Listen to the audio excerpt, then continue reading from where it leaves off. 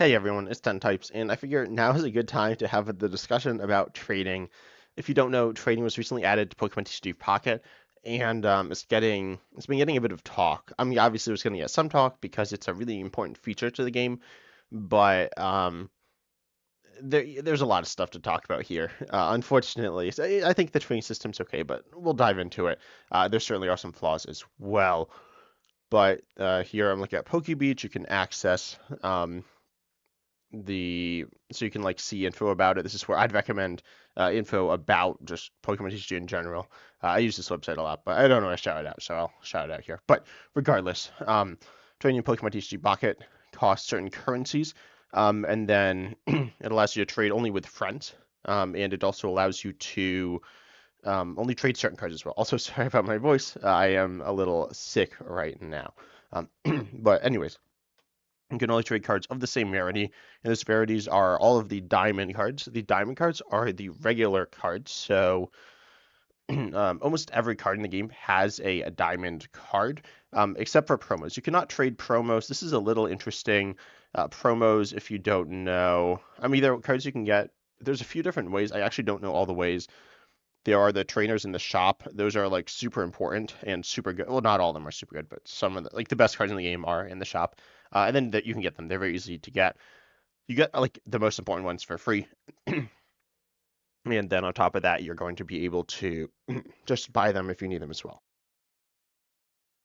Then you also have the promos from I think there's Wonder Picks and the special unique packs, the promo packs from certain event. There's just a bunch of different events. So some of those cards are unique. A lot of them are not unique, and there aren't too many particularly great ones.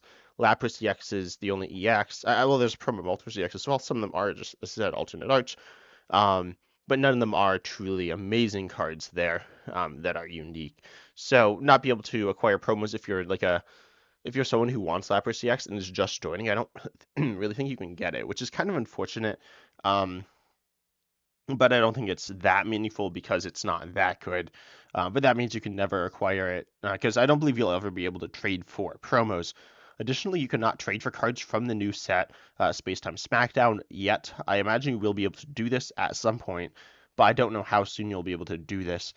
And you cannot trade for cards. You can trade for 1-star cards, which are I don't know the actual term, like the alternate art or the full art regular Pokemon, the single point Pokemon, and this does not include though the 2-star cards, which are um, the full art EXs or the full art trainers, and also not the yeah, honestly, I don't know the terms for these different arts, but not these ones. So the Rainbow Border, or the Immersive Arts, or um, the golden secret rare or whatever, one crown rarity card. So if you don't have them, you need to pull them. You can was to say you can wonder pick for them, but you cannot wonder pick for certainly all these cards. I don't think you can. But obviously it's like, not super easy to do. Trading is a way to guarantee cards. There are a few ways to guarantee cards. Well, there's two. There's trading and there's crafting. So in terms of the economy in Pocket, there's a few different levels. There's the confirm cards, but those are hard to do. Um, by crafting, I mean using pack points, but you can obviously you open a lot of packs in Pocket, and that's how you get the bulk of your cards, which is different than something like Pokemon TCG Live or Pokemon TCG Online if you played with that, where you mostly acquire cards directly. You obviously, you open packs and you get cards that way, but you'll round out most of your collection. I mean, you'll fill out most of your collection actually by just like crafting the cards, at least in Pocket. You didn't craft in Pokemon TCG Online, you trade, but those were um, functionally similar, I guess. But then you have in Pokemon TCG Pocket, you obviously have packs. Then you have Wonder Picks. Wonder Picks can kind of help you get cards. Wonder Picks, I guess, are really aimed to get one specific card, but you don't always get it, right? You get it 1 out of 5 times. so you're not usually gonna get it, right? And I actually like don't really love the Wonder Pick system because it feels bad. I mean, you like usually don't get the card you want.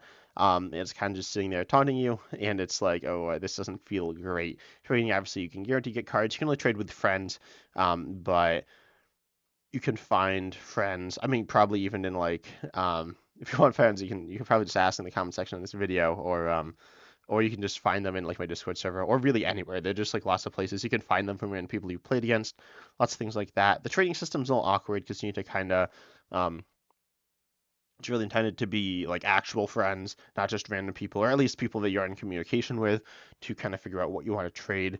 And you can only trade once every day. You can trade, I guess, your five one or no trade stamina, which you can replenish with trade hourglasses, but they replenish once every day. So if you're using it once every day, then you will run out. And then there's the other currency, the trade tokens, I think. And here you can see the cost, and it's 120 trade tokens for a 3 diamond card, 500 for 4, and 400 for 1 star. Then you can also, if you have duplicates of cards that are of 3 diamond or higher, then you can like essentially dust them into these trade tokens. And this is the same thing used for the shine dust flare stuff, or whatever that's called. Ultimately, that's more so I think collectors focused, versus trade. I don't actually know. I personally don't really care about that. I know some people do enjoy it, so it's, what do you enjoy more? If you want to trade, then you can, don't get the shine dust flare things on your cards. And this is something that, well, we technically didn't know, because I saw like one or two people complaining about the fact that they use stuff up on shine dust, or on flares, and so can't like trade as much right now. But obviously, trading was always going to use up some extra cards. Because that's what you're, trading away. So in order to trade a card, you need to use the trade tokens, and the exchange rate is like pretty low. As in, you need to use a lot of cards to get just one card, which means that's very expensive. That's the biggest issue. I think it is too expensive. Pokemon doesn't want card trading just to be essentially free, so then obviously people could just get whatever they want. And I understand Pokemon has to make money, but still, it is definitely a little bit too expensive. I don't think it's like absurdly expensive, but you to right now, if you want to get an EX, then it's 500 trade tokens. So you obviously need an EX to give away. You can only trade cards of the same rarity, so you need an EX, and then you also need 4 other EX. So you need 5 EXs to get 1 EX, which is a lot. Though you can dust your you can do 20 non 20 I'll just call them rare cards, the 3 diamond cards. So you need a lot of stuff, right? But it is something that is doable to acquire like one card if you really need it, to just round out the last like few cards that you need for a deck or something like that. So I think it's expensive, but I don't think it's completely unreasonable. I'd probably, if I was doing it, I'd definitely make it maybe half as expensive though in terms of the trade tokens. But I do understand why they are in the game. You can get them otherwise, I think. Um, but it might just be occasionally. I think they like gauge them out for free. But I also could have seen them like not having trade tokens at all. I think some people were expecting that. I'm not shocked that they do have it. Also, there's like lots of currencies. That's a little annoying. But trading it obviously is a core feature to Pocket. It was, I think it was like trade, collect, battle, or something like that. It was kind of how it was advertised, which is, Pokemon. And trading is a very core feature. Pokemon TCG Online did have trading. Pokemon TCG Live does not. A lot of people have been critical of it, but honestly, there haven't been. A lot of people have just said like, oh, well, it's a trading game, so wasn't there trading? But I haven't heard really any. Maybe I've heard one or two like actual arguments, but not really many. But Pocket's a game that's supposed to be about like some element of community as well, so trading makes a ton of sense there. And Pokemon TCG Online was really bad with trading. You could trade with anyone, so there was this like big essentially trade board of all the trades, and there was essentially it was like filled with like spam bots essentially. I don't exactly know how all that worked. I had just like heard about it and seen certainly all these trades from the same person of the same card over and over. and it was really complicated. You kind of needed outside help to know what to trade fairly. So now Pokemon step in saying, this is how you trade, this is what you have to trade for, and you're trading generally with your friend, like they're actual in-game friends, but they're generally like friends outside of that as well, people and you have like some level of trust with. So in some ways, it's like, oh, you need this card, so I'll give it to you. So I think the trading system's okay, but tell me down below in the comments what you think about it and what changes you'd make, including the economy, but also outside of the economy, if you think there are other issues with it.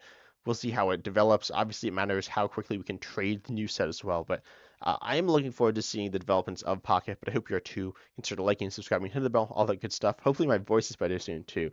But as always, I'm excited to see you in the next video.